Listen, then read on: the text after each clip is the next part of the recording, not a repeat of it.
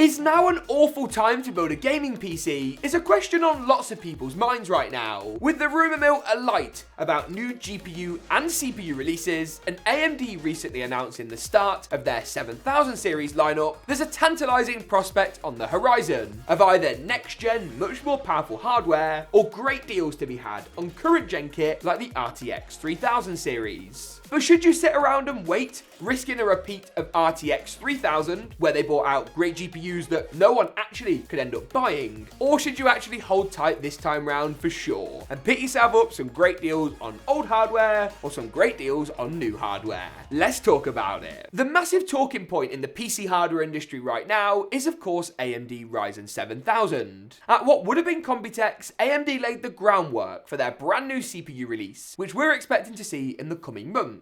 A launch that looks to kick off, quite frankly, a barrage of new launches for graphics cards and CPUs from the biggest manufacturers out there. Take a look at those rumoured to be releasing hardware in Q3 or Q4 of this year. AMD CPUs, AMD GPUs, Nvidia GPUs, Intel GPUs, and maybe even some new Intel CPUs. What that means is that basically every piece of current modern PC hardware is going to be out of date in either a matter of months or a matter of weeks. Every year around September time, Nvidia launched their new GPUs, and it looks like this year might be even earlier. With interest around RTX 3000 frankly stagnating, people are ready and waiting for that next brand new thing. And AMD's whetted everybody's appetite with Ryzen 7000. It brings their response to Intel's 12th gen lineup to the fore, and looks like it might just beat out 12th gen by quite some margin. And that lines up with what we've seen from AMD over the last few years, especially on CPUs. AMD has been very strong when it comes to new CPU launches, especially at the start of the architecture. It's taken Intel over 4 years to catch up with the Ryzen 2000 series, where they are today. 12th gen is the first release since I would say 9th or 10th gen that Intel have actually been majorly competitive, and that run looks like it might not be lasting all too long. While new CPU releases are obviously a tantalising prospect, it's GPUs that we really care about, and this is the area where 2022 could be about to get that little bit more interesting. Obviously, Intel are rumoured to join the GPU fight, and while I don't think their first cards are going to be the best performing units out there, they should provide pressure on AMD and Nvidia to keep pushing those prices down. And for many, RTX 3000 series was a missed out generation. Lots of people with 10 series cards or even 20 series cards will be looking to upgrade when the new units come out. And because they missed out the huge performance jump of RTX 3000 series, on the grounds they were all out of stock for most of their lifetime, it's very likely people will be seeing a huge increase in performance, a massive jump that really demonstrates a big leap in the gaming performance their system can offer, something that's tantalisingly exciting for the vast majority of gamers. It also seems difficult right now to justify picking up one of the latest Intel 12th gen chips, not because they're poor CPUs, they're amazing. 12th gen has been really good, but instead because buying one now, only to be gazumped in 2 months' time by brand new Ryzen processors, can feel a bit of a scary decision to make. And with all of these things, there's a risk involved. To be really blunt and to be really negative, so bear with me a second, I could recommend to you all right now that you wait and you don't buy any of the current generation very powerful hardware. Instead, you hold out. You wait for the next gen Nvidia release, which like 2020, sells out immediately and doesn't come back into stock for nearly 18 months. To be clear, I can't see that happening this time. Big factories utilised by AMD and Nvidia are producing cards at a much quicker rate. So much so that here in the UK at least, I think Nvidia have actually got more GPUs in stock than what they want.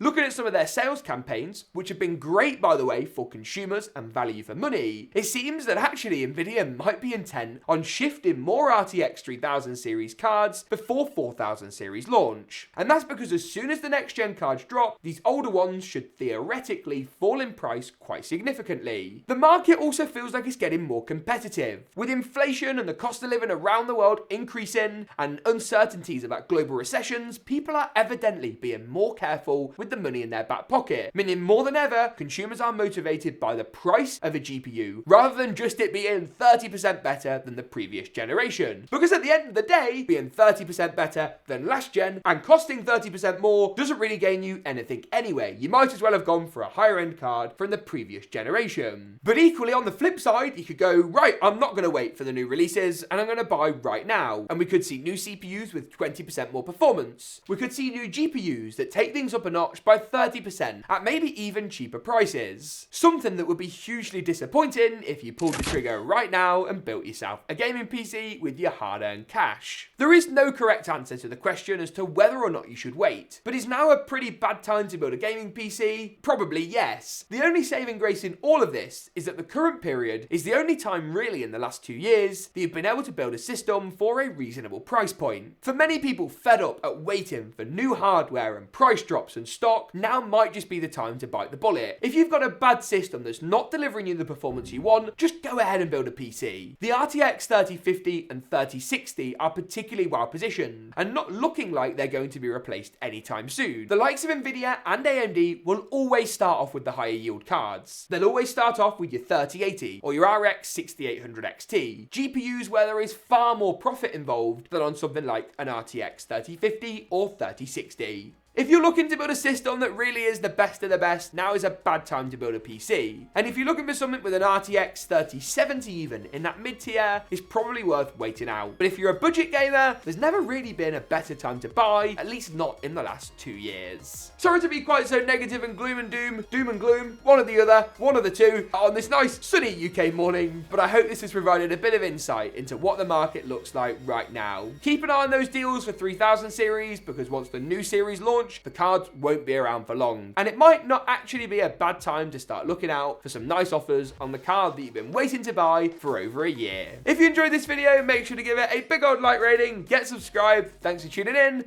and as always, we'll see you in the next one.